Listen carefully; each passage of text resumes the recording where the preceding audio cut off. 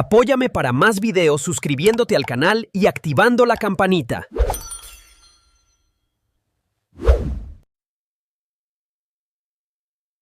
Imagine waking up and your morning coffee costs $1 more. That new washing machine you'd been saving for? Suddenly, it's out of reach. The price tags at your local store seem to go up overnight. This isn't just inflation. This is the effect of tariffs, invisible taxes that quietly change the cost of living. Every time you buy a t-shirt, a car, or even a can of soup, tariffs might be adding a few extra cents or dollars to the price. Tariffs aren't just about politics. They're about what you put on your table, the jobs in your town, and the choices you make when you shop. So what exactly are tariffs? And why did President Trump make them a priority? Let's break it down. A tariff is a tax that the US government puts on products that come from other countries. If you buy a Chevy made in Michigan, it doesn't have a tariff. If you buy a Ford truck made in Mexico, it might have an extra tariff. The goal? To make imported products more expensive, so people buy more American-made goods. But the cost of tariffs often ends up in your hands, as a customer.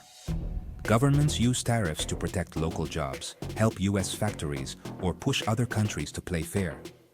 Every tariff is like a balancing act. Some Americans benefit, others end up paying more. Imagine you own a small furniture store in Ohio. If cheap chairs from Canada flood the market, a tariff makes your chairs more competitive. You might save your business, but customers pay more, and big stores might look for suppliers elsewhere. Tariffs can protect jobs, but they also raise prices for everyone. The impact is felt throughout the entire economy. Tariffs aren't just numbers, they're decisions that affect real people. Let's see how this played out with President Trump. When Donald Trump became president, he made tariffs a big part of his economic plan. He wanted factory jobs to come back, and for the US to rely less on foreign goods. The first big reason was to bring jobs back home. By making imports more expensive, companies would hire American workers. Steel mills in Pennsylvania and car factories in Michigan could come back to life. The second reason was national security. Trump's team said the US needed a strong steel and aluminum industry for emergencies. Section 232 of the law lets presidents put tariffs on imports if they threaten national security. Trump used this to tax steel and aluminum from Canada and Mexico. Lastly, Trump saw tariffs as a way to negotiate tough. If trade partners weren't playing fair, the US could use tariffs to make them negotiate. His supporters said it was a smart move. His critics said he was starting trade wars that hurt everyone. Tariffs became a weapon in global economic battles. Tariffs can be a real lifesaver for some businesses in the United States. When Trump put tariffs on steel from other countries, factories in Ohio and Pennsylvania cheered and hired new people. For those workers, tariffs felt like a shield protecting them from cheap competition from overseas. But many American businesses need parts from other countries to make their products. Car factories in Michigan use steel and electronics from Mexico and Canada. When tariffs came, their costs went up. Some had to let go of workers or charge more for their cars. Stores like Walmart and Target, which sell a lot of imported goods, also felt the pinch. More tariffs meant higher prices for shoppers. Small businesses struggled to stay open. Tariffs help some Americans, but they hurt others. They can save jobs in one industry, but put jobs in another industry at risk. The truth is more complicated than just saying good or bad. Tariffs are a double-edged sword for workers in the United States. For most Americans, tariffs hit home when they're paying at the store. When tariffs make imported goods more expensive, companies pass that extra cost on to you. Prices for washing machines, denim jeans, and even dishwashers went up after Trump's tariffs. Whirlpool said tariffs helped them compete, but customers ended up paying $50 to $100 more for each appliance.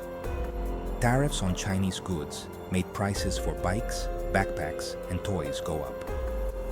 Critics said this was a hidden tax on working families. Supporters said it was a small price to pay for American jobs. The debate about who really pays for tariffs still doesn't have a clear answer. No group felt the pinch of tariffs as much as American farmers.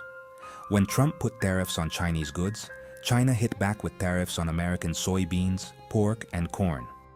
Farmers lost a huge market, prices dropped, and some farms even had to close down. The government tried to help with billions in support, but many said it wasn't enough. Some farmers actually supported the tariffs, hoping for better trade deals down the road. Others felt like they were just pawns in a bigger political game. American farming is super connected to the rest of the world. When tariffs mess with those connections, the problems can stick around for years. In rural areas, there are often more losers than winners. Tariffs don't just affect the US, they shake up the whole continent. America's biggest trade partners are its neighbors, Canada and Mexico. Many American cars, trucks, and electronics are put together with parts that cross the border many times. When Trump put tariffs on steel and aluminum, Canada and Mexico hit back with their own tariffs. That back and forth hurt businesses on both sides. American cheesemakers lost customers in Canada, and Mexican car parts became more expensive for factories in Detroit. The US then redid its main trade deal with Canada and Mexico, creating the USMCA. The new deal kept most trade going, but it added new rules for cars and workers' rights. Even so, the impact of the tariffs showed just how connected the economies of North America are. Tariffs can protect jobs in the US, but they also make supply chains more complicated and expensive.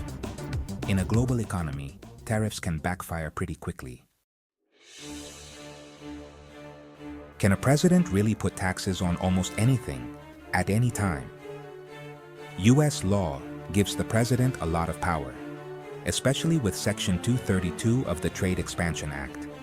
This rule lets the president put taxes on goods if those imports threaten our country's safety.